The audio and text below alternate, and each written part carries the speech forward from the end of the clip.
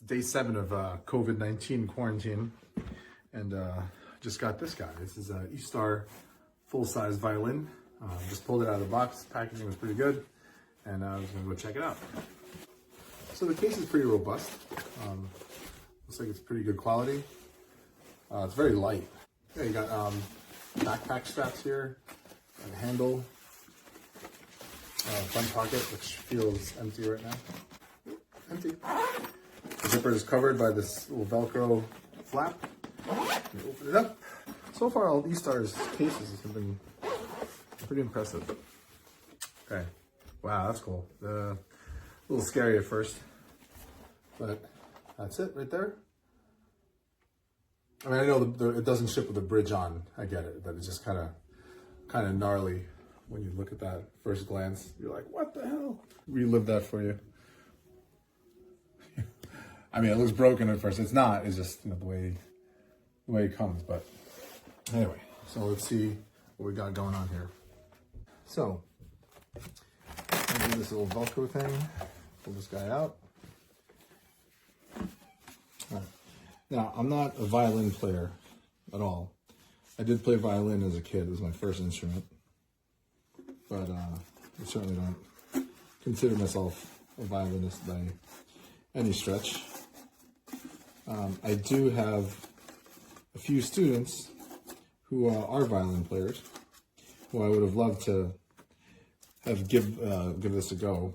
But sadly, COVID-19, not going to be seeing them for several weeks, I'm sure. So I can't have them test this. But you know, I've been an owner of stringed instruments for years, and I'm sure I can come up with something. Okay, so we got that. I think that's pretty common, having a little bit of a tilt in the bridge. So it kind of comes pre-slotted. It's a little messy. I don't know what happened here. There's grooves and notches, but it seems like, I don't know, not the best bridge. I'd expect this to be a little bit cleaner and a little bit, not cleaner, like, I don't really care that it's, you know, darker there, but I'd expect it to be much cleaner of a cut, of a routing. Let's see. Ooh, extra strings, tuner, and extra little shoulder rest, rosin. All right, so yeah, and of course the bow.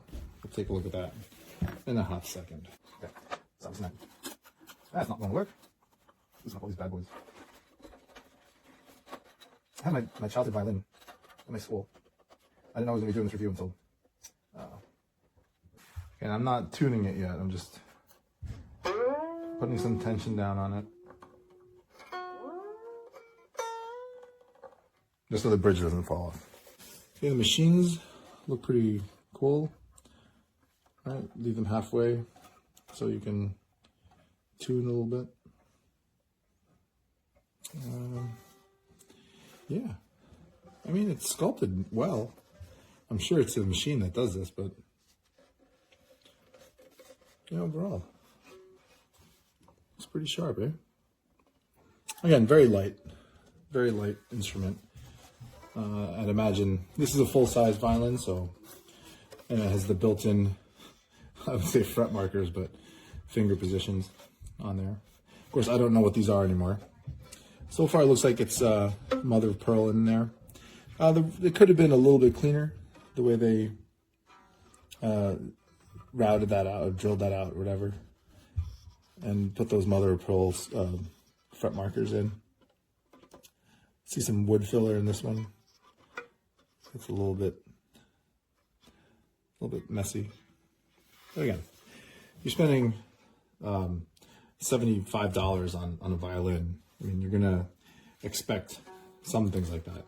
I mean, if someone told me you were gonna buy a $75 violin, I would think that it would be a toy, like a plastic toy, right? This is actually wood. What kind of wood, I have no idea. But, I mean, it's legit violin. So, all right, let's give this a shot. Oh yeah, let's take a look at the bow. Now, I do know a decent bow when I see one. I've had to buy a few bass bows for school a couple of times, and I've used bass bows as a classical percussion major. We needed bass bows here and there for making for bowed cymbals, bowed vibraphones, and things like that. So yeah, even for that stuff, you wanted a good quality bow. All right, so it's not really the wooden part that concerns me. It's the hairs. Now, I'm pretty sure this is not authentic horsehair, right? That would cost a ton, but well, it's pretty nice. I mean, it looks like it's a zebra wood kind of finish. You can see the drilling or the sanding machine a little bit, but you can see that it's got a little bit of like teeth marks there. That looks cool. It's either rosewood or some type of zebra wood. I don't know what this bow is made of, but overall, the frog looks pretty cool. You got the mother of pearl thing. That's centered pretty nice, but there is some gaps between the wood and the mother of pearl or plastic. I don't really know what it is. That's nice and flush. It's nice and flush. All right. All this stuff looks pretty much on point. Finish blemish here. Finish blemish there. You see some of the glue kind of spilling out. Now let's give this a little tighten. See how this works. All right. It's getting tight. Good, good. I'm not going to go too far with it. Yeah. I mean, it'll work for sure. All right, so I did find a second bridge. This one looks to be a little bit lower. Never mind. I think it's the same height, but it's an extra one. This one is much better. It's not that much nicer and cleaner. So this is what I would expect out of both of them. But I'm glad there's two of them. So just in case, right? All right. So let's take a look at this rosin. I am not a rosin expert, of course, but the rosins I've come across that have spent good money on for bass bows was not as clear as this. It's always been darker, much more amber color. There's already sort of like an internal crack in there. Designed in Italian. It's designed in Italian. Good. All right, so the first rosinings take forever. Oh, that's really chipping off. Damn. Combination of heat, just friction in general, will slowly pulverize that sap. All right, so that was a bit of a pain in the ass, tuning this thing, as I remember. But yeah, the fine tuners work pretty well. Yeah, the tuning machines are fine too. I mean, it's just, yeah, violins are not machine heads. They're, these are all friction based, so you got to turn it and then jam it in there. But yeah, pretty close. Open fits. Okay, see if I remember this. Oh my god! Oh, rosining it was totally fine. But anyway, I have no idea what I'm doing.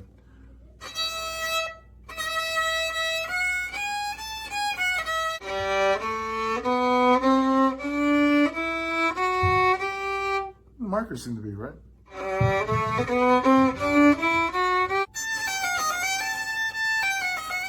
Sounds like a bagpipe.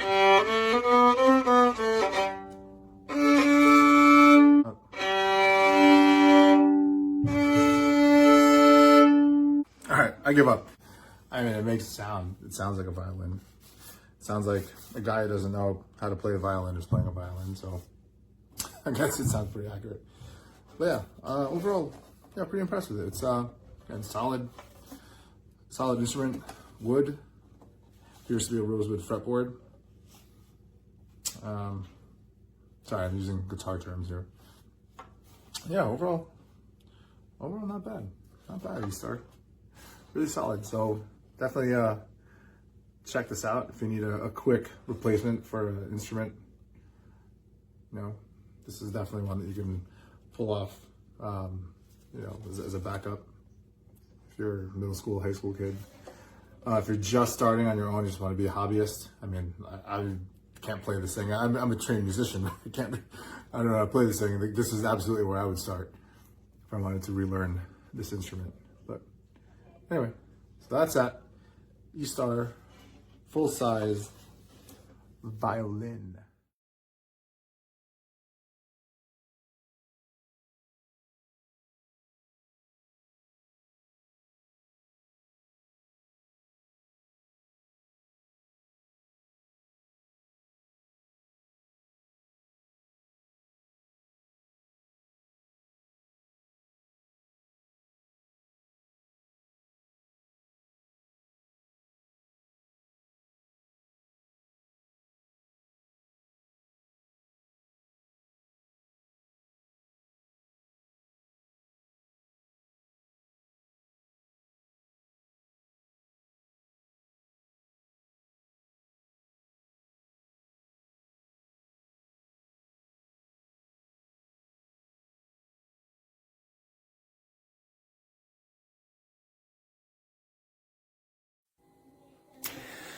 Et voilà, je l'ai monté comme il faut. Vous allez voir, vous avez cette partie-là ici que vous devez placer au milieu.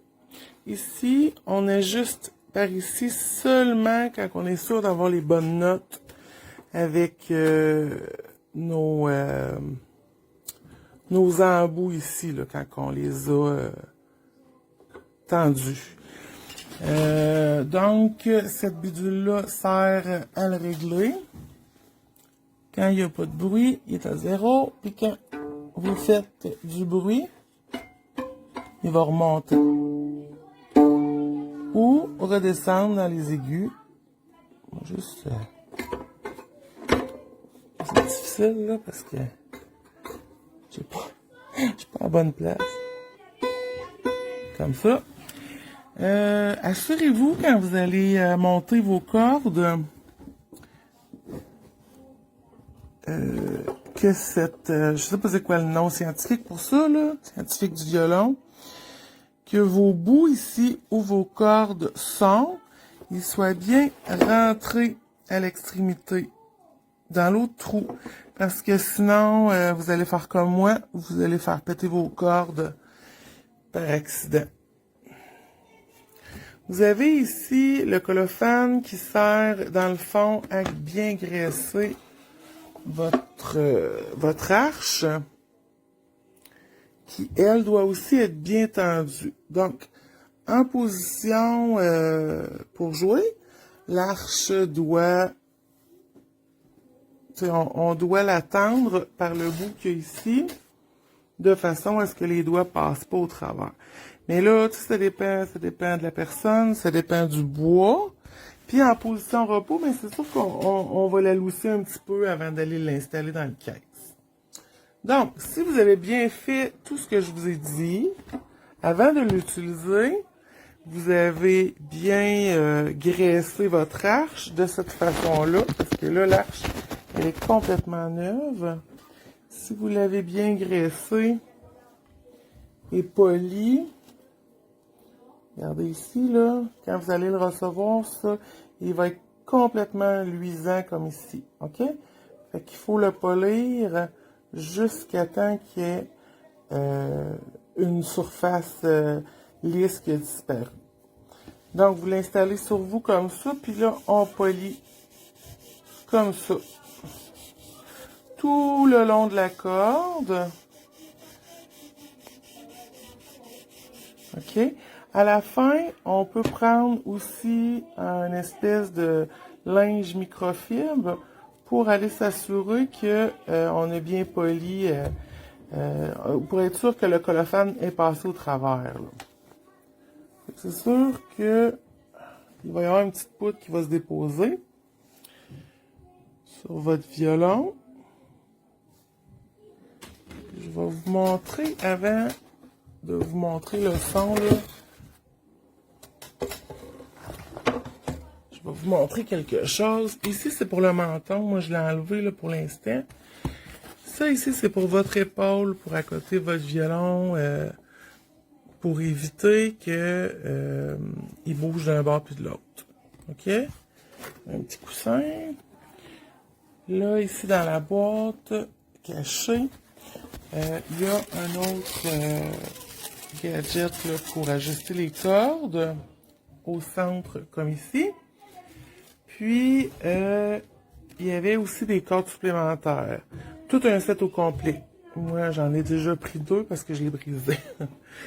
Ici, c'est l'endroit où vous allez installer votre arche. Ce qui est bien le fun, c'est qu'il y a des petits crochets là, pour vraiment la retenir. Puis, elle se glisse dans le trou qu'il y a ici. C'est vraiment une super belle valise. Franchement, là. Puis, c'est ça, là, moi, je suis en train d'apprendre comment fonctionne ce gadget-là, mais j'imagine que je dois aller chercher des notes en m'en servant, là. Je suis même pas sûre exactement où est-ce que je dois le faire, mais je vais étudier la chose. Donc, si vous avez bien graissé avec le colophane votre violon, ceux qui ont essayé avant comme moi puis qui connaissent pas le violon se sont bien rendus compte qu'il n'y avait aucun son qui sortait. Fait que si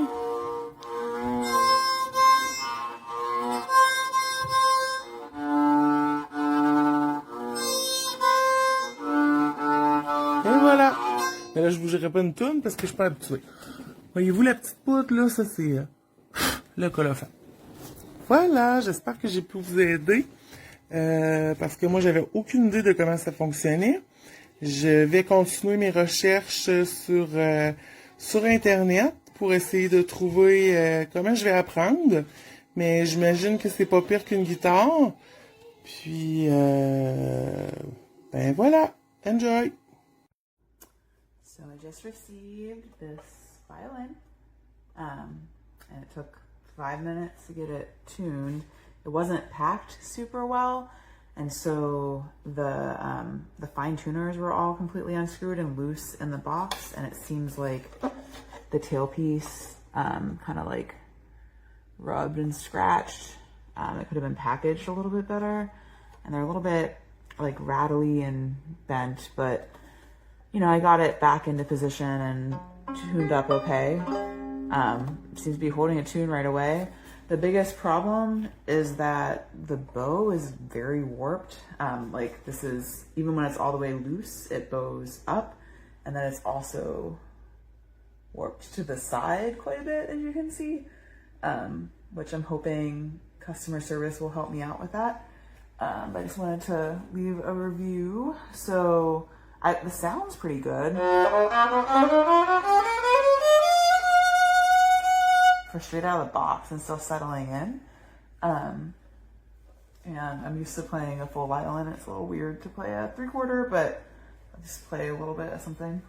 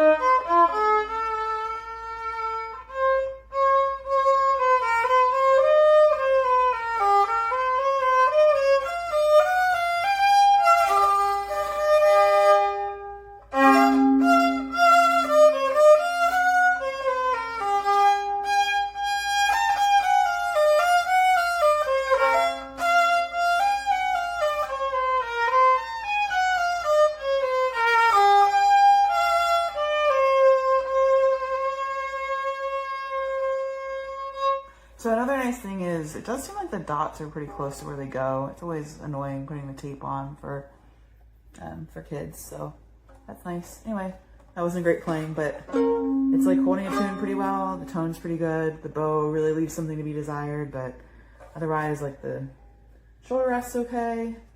The tuner works. It's pretty nice.